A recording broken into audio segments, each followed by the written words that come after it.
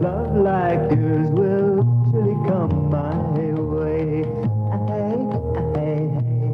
Every day seems a little longer. Every way love's a little stronger. Come what may, do you ever long for true love from me? There you go, baby. Here am I. Will you left me here so I could sit and cry? Well, golly gee, what have you done to me? Well, I guess it doesn't matter anymore.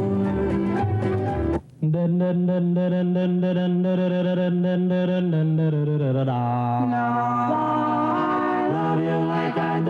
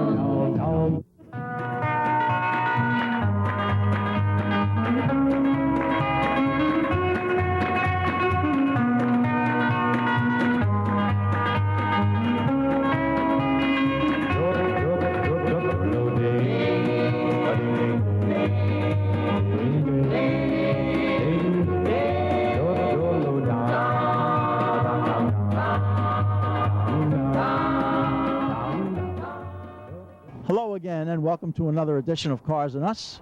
I'm your host, Dennis Tate. Today, Cars and Us is way out in quite a distance from Westchester. We're out in Long Island, not too far out. We're out in Nassau County, and we're at an event here with at Artano's Rock Saloon, Rock Cafe. Real nice place. The motif is all cars, and that's a segue into what we're going to cover today. It's an event put on by Dennis Quinones, so we'll get on an interview in a little while. But he got together all the guys, the old timers that raced out here in Long Island, and it encompasses guys that ran drag racing, that ran the road courses, and that also ran stock cars. I'm standing right now in front of Al DeAngelis' Ace of Spades, a very famous, very well-known, and highly regarded stock car. So we're going to see a few of the cars out here that are parked out here. We got Vinny Musicaro, who has Jack Merkel's 33 Willys. That's out in front here. We've got a couple of custom Mercs. We've even got a couple of dragsters. So this is our outdoor test for today and show for today, but we're going to be indoors most of the day because we're going to be doing interviews with the likes of Coney Island Ralph, Jack Merkel himself, and all the guys from out here on the island that made history in Long Island and made racing what it was out in Long Island. So stick with us for the next 30 minutes.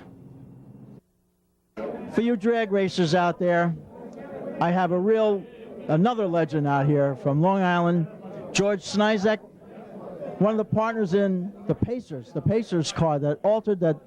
Everybody's known the Pacers. It's just, if you were at a drag strip, you saw the Pacers car run somewhere. So we're going to welcome George to Cars and Us.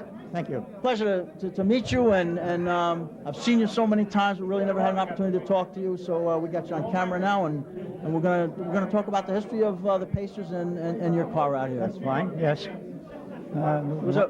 was a beautiful car. It was fast. I have film footage of it running at Dover. I have film footage of it running at Connecticut Dragway. And actually, there's an article in there with a longtime close friend of mine, John Galley, out of Westchester Automotive up in Mount Vernon.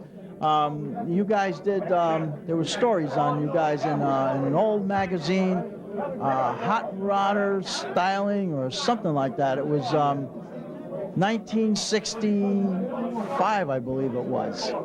And there was an article in there, you know, and a nice picture of your car. In fact, on my intro, the show that I do, I took a picture and I have it on my intro. So very it's, good. you know, it's real nice. I understand now that there's two cars. There's right. an original one. The original And car. there's a clone. There's a clone. The clone was started a little over a year ago in Arizona Right. by a fella that I had met back in about 1962, I guess it was. We built a motor for his car at our shop. And in the meantime, he went into the service, and we got really involved with drag racing. And when he came out of the service, I guess it was about 1968, we were more or less away from the Altered. We're in the dragster right now. And then in '69, we sold both cars and got into the dune buggy business. And then in 1989, my partner Charlie, we had been together for about 30 years, Charlie moved out to Detroit, and I stayed in the shop for about another 2 years, and then I sold out, and I went out into the outside world, you know, for working. Working in a school and as a maintenance man.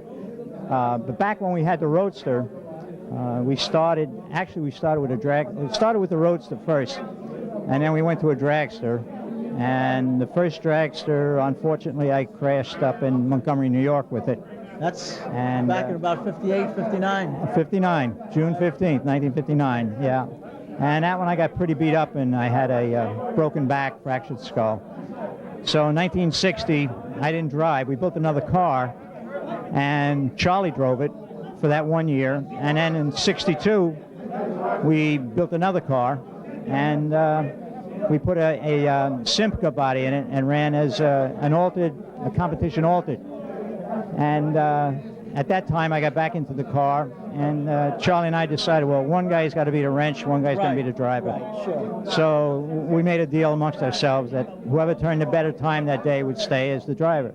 Okay. And I was fortunate enough to do that, and that's how I got to be the driver, and Charlie was the head wrench. Then in '62, we started the first Bantam body on our chassis. We ran that for one season and decided to go with the 23T body. And that was the car that more or less got all the publicity, and we started setting the records with it. George, did you ever win the Nationals with that car? No. But you held a record, though. Yes, at the '63, we set the record in '63, and we went out to the Nationals, and we were having trouble in the beginning trying to keep the bearings in the Were motors. you? But we won Best Appearing Crew at the '63. Oh, you were a class act. And then in '64, we went back again, and we set the record in, I think it was Englishtown.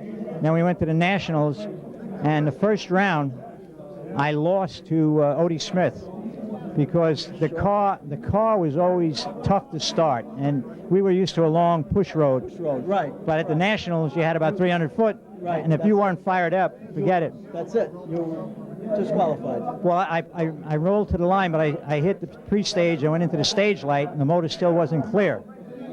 The lights came down. The guy was away. I was a split second behind him.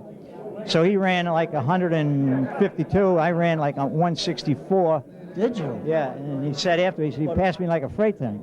So the next day, they had normally always had record runs, but that year they decided not to do it. But Charlie made a big complaint, and there was a couple other fellas that felt we should still be allowed to make the record run. So on Monday, in '64, I set a new national record with the Roadster, Okay. both mile per hour and AT. And then '65, we toured around up and down the East Coast. We were mostly an East Coast car. And in '66, we started to build a dragster. And just, it was economics. You could make more money winning with the dragster than you could with the Roadster. Right. And it was a matter of same amount of money to run either car, so we more or less concentrated on the dragster. Although we ran both of them together, and probably the best time I remember was down at, I think it was Reading, Pennsylvania. We won Competition Eliminator and Top Fuel Eliminator in the same day, both times that we won both classes. And at the time, nobody had done that, so it was... You've had quite an illustrious career, no doubt about it. Thank you. No doubt about it. You guys even today, you have a nice shirt on, and you guys were a class act. Yes. I mean, the car was beautiful. The Well- paint job was outstanding. The new one is a replica. The only noticeable change on it, it has longer headers now, more like a funny car. A lot And of people course- probably won't even remember Right, that. and the new roll cage in it. But the car is a duplication right down to the lettering of the original Yes. car. Were you involved in the restoration, obviously? Only as a Westview? consultant. Only Yeah. as a consultant. Right. Because naturally the car is in Arizona and I'm here. Right. But I've been out there about 4 or 5 times, and and just checking on things, make sure it's going together. Now, I understand that both cars are going to be at Darwin Dahl's Muscle Car Madness show in July. Is that true? We're trying to get both cars there. It's not definitely. We'll have the one car, the new one, but the original car, which is upstate New York, Where? up in Cold Spring, New York. Gee, that's right by me. Oh yeah. Well, I'm in Yorktown Heights. Oh, okay. That's about 12, 13 minutes from me. Well, that's where the fellow that bought it for us back in 1967. He's had it since then. He used to campaign it at Connecticut Dragway. Right. Up until 2000, and since then the car has been retired and just George, is it running? no. It's not. No, and I asked him if he'd like to run it again. He said, no, not at all. It's just going to be strictly for show and nostalgia meets. Well, as long as he brings it out, lets people Yeah. see it. Yeah. I mean, that's and it would be nice to have it out at both cars. Oh, yeah, out yeah. at Darwin Dahl show. Well, we're trying to. We're working on a show here on Long Island at the end of June. It'll be the 28th and 29th of June. We're going to try and have some prestige cars there. Your Billy Lynch's car will be there, and That's the one outside the right. dragster. And Dennis Quintoni's altered, Right. fuel altered, and we're going to try and have the 2 Devil. We'll have the 1 Devil. We're going to try to have the other Devil there too. Now, when is this show? Where is it? It's in June, but where? At in East Neck Auto Parts in West Babylon on Route 109. It'll be a Saturday and a Sunday, and we're in the planning stages right now. 2-day show. Who's putting it together? You and who else? Myself and my son, and Dennis is helping out, Billy, of course, and then the fellow that owns the place, John Correcchio. Have you got sponsors for it? What's Not yet. We're working on that. John is a Goodyear tire dealer, so we're trying to work something with, because we used to run Goodyear slicks on the car. You have to let me know about it. We'll have to stay in touch. Absolutely. I'll promote it for you. Terrific. From Westchester, and all the guys that raced back at Dover and Connecticut. I'm friends with them all. Great, George. great. Appreciate there it. isn't anybody that I don't know. Okay. And so I'll put a plug in for you and help you Terrific. promote it Appreciate and that, yeah. get the guys out here. As soon as we have more things finalized, we'll definitely be in touch. Oh, absolutely. It's a pleasure. I missed you. Not this past February, but the one before. You were up at the Connecticut Street Rods slideshow, Yeah. and you had a table up there. And I looked around, and I got involved with everybody, and I missed you. Yeah. I'm really glad that I got a chance to see you and speak Yeah. to you today. Because, Well, this is a great event. I definitely. mean, so many fellas that you forget the names until you see them and hear it again, and then and then everything starts coming back. And it's just a terrific affair. Really great. Well, like I said, the Pacers, you're kind of the epitome when it come to that class, that altered class that you ran, the way you conducted yourself, and the fact that the car it ran so well. Thank you. Yeah. Well, that's Charlie, my partner, who unfortunately passed away a few years ago. I was going to allude to that. Unfortunately, And Charlie was just a terrific guy. He was way ahead of his time. Back then, when we started, there was a lot of times you just couldn't go to the local store and buy something. You had to make it. You had to fabricate. Oh yeah, and Charlie was a great fabricator. He could take a tin can and make it into a work of art. He really was. Yes. Yeah, well, you know what? There's not too many guys around anymore, and it's unfortunate. But I guess by doing these interviews and everything, we kind of try to preserve everything. Oh, great. Yeah, I think it's keep terrific. it going. But definitely your show. We will have to come down and cover your show. Great. Love to have you. And I'll certainly talk to the guys that I know and bring them out. Okay. And maybe we'll get a few more of the cars that are still around. Right, to right. come out as well. Very good. Because that's what it's about. It's Long Island, yes, but you know what? We got a lot up and down the Northeast. Yes. So It's been a pleasure. George, My thank pleasure. you so much. Thanks for having me. Good luck. Thank you. Okay. A personal friend of Dennis, who was running, who started this event. He brought me over his close friend and a very well-known header maker out here in Long Island, George Chrising, and he does Cook's headers. So we're going to welcome George to Cars and Us, and it's a pleasure. You know, I heard a lot about you. Actually, I heard about you from Vinny Music Hero. Oh, really? He told me about you and how you make headers and how well known you are and how good you are. I appreciate So anyway, and then in talking with Dennis, I find out I get the same story. You know? So it's nice to meet you, and we'll have a few minutes, spend a few minutes together. I guess give us your background. You've been around a long time. We just talked off camera about Montgomery, so you ran way back. In the Oh yeah, I 50s. ran back in Montgomery, New York, and back in 1959, 1960. I had a 60 Chevrolet back then, 335 horsepower, and that's the old days. We ran That's up the there. old super stocker. Oh yeah, we had a great time, and that's when drag racing, when all of us could afford it. And we should drive up there and drive home, and hope we made it in one piece. That's right. But that was the good old days. We really started racing back in when West Hampton opened up around 1955, 1956. Right. I had a 50 Ford back then, and that's when Eddie Eaton was running the track, and Ray Bob from Square Speed Shop, and some of the old timers. And that's when we had the old flaggers going, and that's when we had a really good time. That's when you raced and you really know what you had to do. We didn't have any fancy parts to build, so we built our own. And basically, when I started making headers, that was the start of it. How I started, I used to go behind gas stations and find the old exhaust pipes and just took them out and made some plates and grazed them together and hope they didn't fall off. The first couple of sets were kind of scary, but I don't know, there was no science to it. We just got them out and made a lot of noise with them.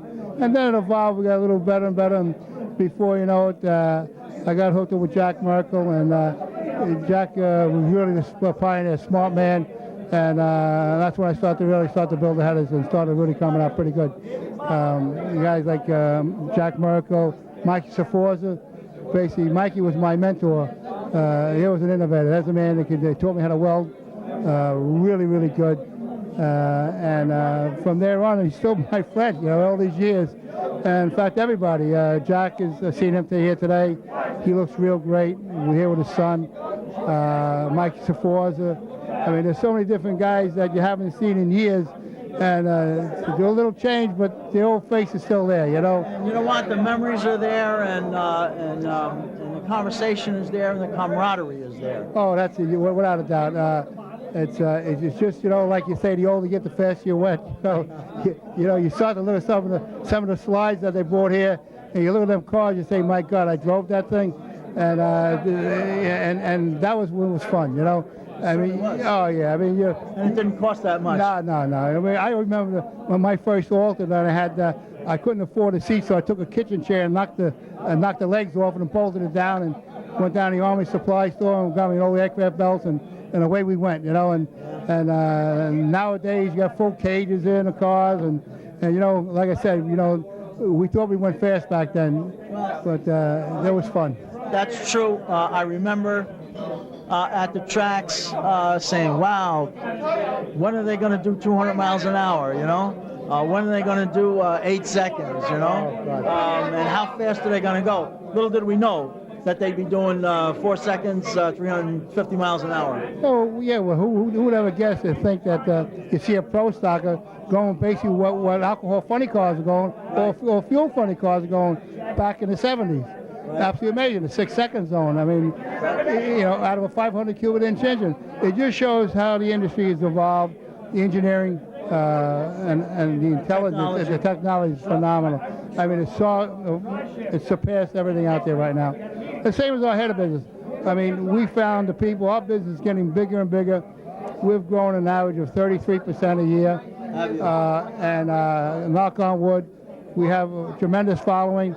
The only thing that's holding us back as far as growing is that we ran out of room.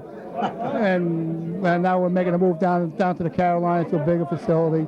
and now we're going to robotics, and it just shows how the business is growing, from cutting pipes with a pipe cutter going into robotics and the manual tube bending machines, all digital control, all CNC machines. And, Now, we'll put some graphics up and everything, but if somebody wants to get a hold of you to make headers, where are they going to call? Oh, they can call our facility. We're on the website, cookscustomheaders.com. As far as calling, our phone number-wise, it's 631-586-9002.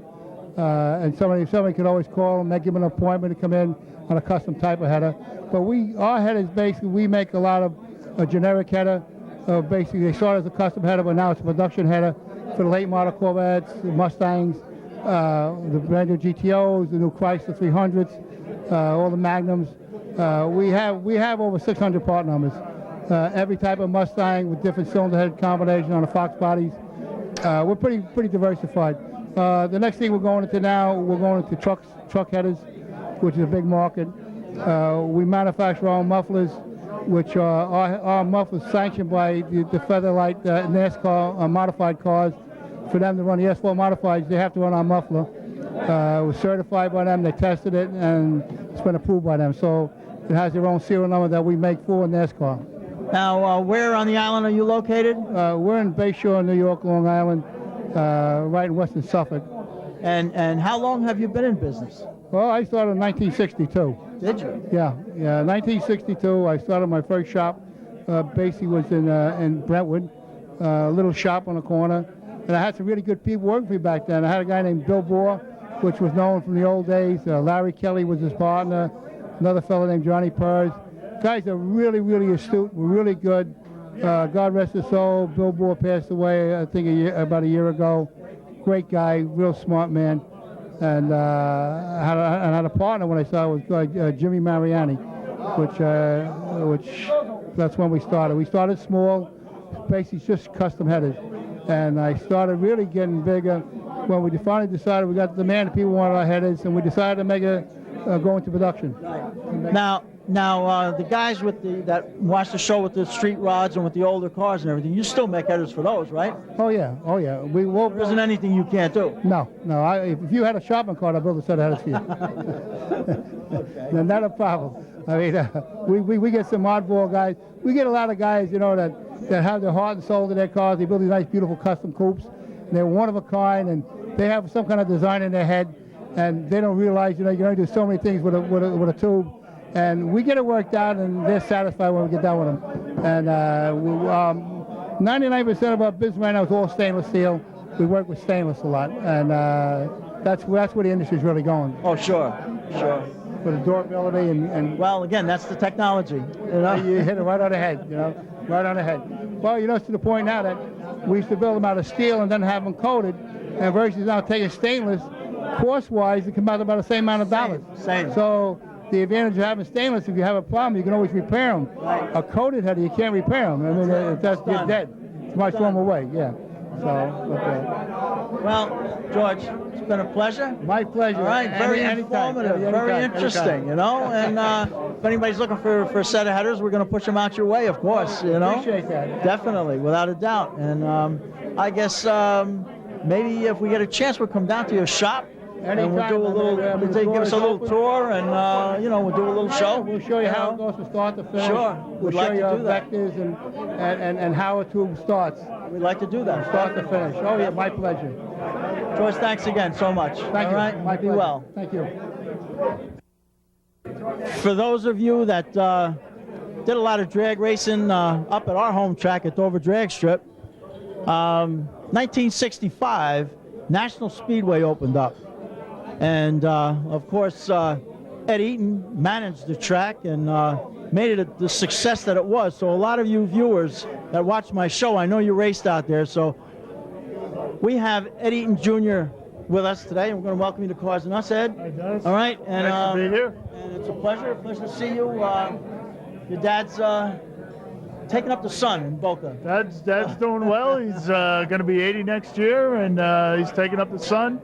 He's actually in his garage every day working on his hot rods. I heard you say earlier that he's working on a Hupmobile. Yeah, he's got a 1941 Hupmobile. He put a Buick V6 in there and air ride suspension, and it's a really great looking car.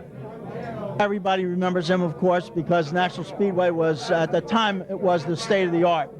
Of course, Englishtown opened up thereafter, and then that became the state of the art. But National was great because we ran 4 at a time. Yep, yeah, 4 at a time. And if you remember, when they originally laid it out, they had the sport car track too, Right. up at the top end. So there was a whole circuit. It was really a very innovative track at the time. Definitely, well, he was ahead of his time for sure. But it was a fun track, and it was nice. It was safe. Nice long shutdown area, Yep. and it was a drag racer's track Yep. for sure. It had the uphill grade at the end too to help Oh, yeah. slow the cars down. Oh, sure, Yeah. sure, which was rather unique then, because Yep. most of the tracks kind of took a little downslide at the Yeah. end, you know. At least that was our track up at Dover, but you know, it was really there was a lot of thought that went into it, and it was really nice. Logistically, it was pretty easy to get to, and as far as traffic and everything, it was really nice. It was a nice setup. Yeah, it was. I ran in '67. I won the AHRA Nationals. Outstanding. So I have memorabilia.